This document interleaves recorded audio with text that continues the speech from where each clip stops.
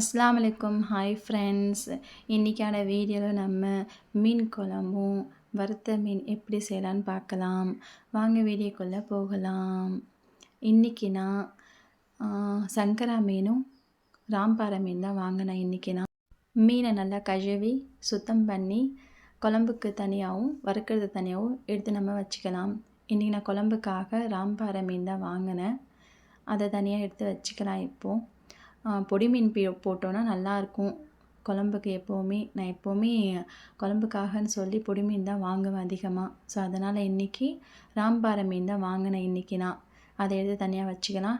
இப்போ வறுக்கிறதுக்காக மீனில் கீரல் விட்டு தேவையான மசாலாவை இப்போ போட்டுக்கலாம். நான் இன்றைக்கி தேவையான அளவு உப்பு, மிளகாய்த்தூள் 1.5 ஸ்பூன் மிளகாய்த்தூள், அப்புறம் மஞ்சத்தூள் ஒரு 1/4 ஸ்பூன், அப்புறம் மல்லித்தூள், சிக்கன் சில்லி மசாலா போட்டிருக்கேன் நான் இன்றைக்கி. அது கொஞ்சம் டேஸ்ட்டு தான் நல்லாயிருக்கும். அப்புறமா ஜீரகத்தூளும் மிளகுத்தூள், கொஞ்சமாக இஞ்சி பூண்டு போட்டுக்கோங்க. அதிகமாக போட்டிங்கன்னா அடி பிடிக்கும் மீன் வறுக்கும்போது. அதனால் கொஞ்சமாக போட்டுக்கோங்க. போட்டு நல்லா மீனில் ஃபுல்லாகவே படுற மாதிரி மசாலா தடவி எடுத்து வச்சுக்கோங்க. இன்றைக்கி நான் நல்லா மசாலா தடவி எடுத்து ஒரு 1/2 மணி நேரம் ஊற வச்சுட்டேன். அதுக்கப்புறம் இப்போது நம்ம குழம்பு புளியை ஃபஸ்ட்டு நம்ம எடுத்து தண்ணியில் ஊற வச்சுக்கலாம். இன்றைக்கி நான் லெமன் சைஸ் அளவு தான் புளி எடுத்திருக்கேன். அதை ஒரு டைம் நல்லா வாஷ் பண்ணி அதுக்கப்புறம் தண்ணி விட்டு ஊற வச்சுக்கோங்க. இப்போ நம்ம தேவையான அளவு வெங்காயம் தக்காளியை எடுத்துக்கலாம். நான் இன்றைக்கி தேங்காவை ஒரு சின்ன ஒரு 3 துண்டு தான் எடுத்திருக்கேன். அதிகமாக தேங்காவை நான் சேர்க்க மாட்டேன். அதனால் ஒரு 3 துண்டு தேங்காவை மட்டும் எடுத்து கட் பண்ணி எடுத்து வச்சுக்கலாம். எப்போவுமே நான் வதக்கி அரைக்க மாட்டேன், பச்சையாக தான் அரைப்பேன் நான். இன்றைக்கி ஒரு 5 மீடியம் சைஸ் வெங்காயம், ஒரு 4 தக்காளி இதை தான் கட் பண்ணி எடுத்துக்கிட்டேன் அரைக்கிறதுக்காக. இப்போ மிக்ஸியில் போட்டு அரைக்கலான்னு போகும்போது கரண்ட் போயிடுச்சு. ஸோ அதனால் அரைக்க முடியாது, எடுத்து தனியாக வச்சுட்டேன். சரி, இப்போ தாளிக்க ரெடி பண்ணிக்கலாம். தாளிக்க ஒரு பெரிய பல்லாரி சைஸ் வெங்காயத்தை கட் பண்ணி நல்லா பொடிசாக கட் பண்ணுங்கள், நல்லாயிருக்கும். கட் பண்ணி எடுத்து அதுக்கப்புறம் பூண்டு ஒரு 10-15 பூண்டு நான் தட்டி தான் எடுப்பேன் எப்போவுமே. அப்படியே போட்டால் பசங்க அதை எடுத்து தனியாக வச்சுருவாங்க. அதனால் தாளிக்கு இன்றைக்கி நான் கத்திரிக்காய் தான் எடுத்துருக்கேன் காயாக. நல்லா கீரல் போட்டு எதாவது சொத்தை இருந்துச்சுன்னா பார்த்து எடுத்து வச்சுக்கோங்க. அப்புறம் கரண்ட் வந்துடுச்சு நல்லபடியாக. ஸோ அதனால் இப்போ தேங்காய் அரைச்சிட்டேன் சீக்கிரமாக, மறுபடியும் கரண்ட் போயிடும்னு சொல்லி நான் தேங்காய் தனியாக அரைச்சி எடுத்துக்கிட்டேன். அதுக்கப்புறம் வெங்காயம் தக்காளியும் அரைச்சி இப்போ நம்ம குழம்புக்கு தேவையான மசாலாவையும் போட்டுக்கலாம்.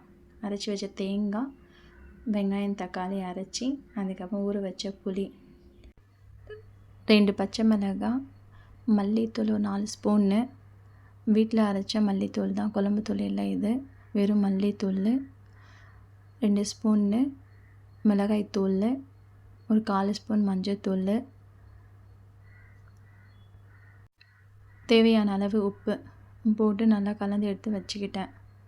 இப்போ நம்ம தாளிக்க ஸ்டவ் ஆன் பண்ணி, நான் இன்றைக்கி மண் சட்டி தான் எடுத்திருக்கேன்.